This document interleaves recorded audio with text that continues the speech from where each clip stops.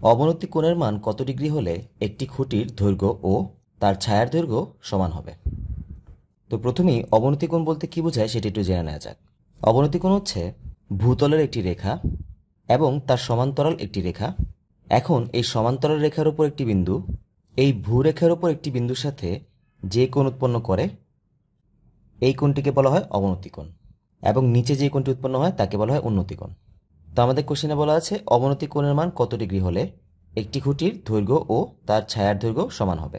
তো আমরা ধরলাম এটি হচ্ছে একটি খুঁটি এবং এই খুঁটিটির ছায়া হচ্ছে এতটুকু। তো এখানে যদি আমরা এই দুটি বিন্দু যোগ করে দিই তাহলে এটি একটি সমকোণী ত্রিভুজে পরিণত হয়, যার মধ্যে বলা আছে খুঁটির দৈর্ঘ্য এবং ছায়ার দৈর্ঘ্য সমান। দ্যাট মিনস এই রেখাটি এবং এই রেখাটি পরস্পর সমান।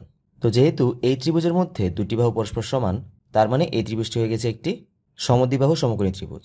আর সমদ্বিবাহু ত্রিভুজের সমান সমান বাহু সংলগ্ন কোণগুলো পরস্পর সমান হয়, তার মানে এই কোণটি এবং এই কোণটি পরস্পর সমান হবে। তো এটি যেহেতু একটি সমকোণী ত্রিভুজ, তার মানে এই কোণটির মান হচ্ছে 90 ডিগ্রি, আর বাকি দুটি কোণের সমষ্টি হচ্ছে 90 ডিগ্রি। এখন এই দুটি কোণ যেহেতু সমান, তার মানে বলতে পারতেছি এই কোণটি হবে 45 ডিগ্রি, দ্যাট মিনস 90 এর অর্ধেক, এটিও হবে 45 ডিগ্রি। তো এই রেখাটি যেহেতু আমাদের ছায়া, তার মানে বলতে পারতেছি এটি হচ্ছে আমাদের ভূরেখা। এখন আমাদের অবনতি কোণের মান জিজ্ঞেস করা হয়েছে। তো অবনতি কোণ অঙ্কনের জন্য অবশ্যই আমাদের ভূরেখার সমান্তরাল একটি রেখা লাগবে। তো ভূরেখার সমান্তরাল রেখাটি হবে এইদিকে এবং এই কোণটি হবে অবনতি কোণ।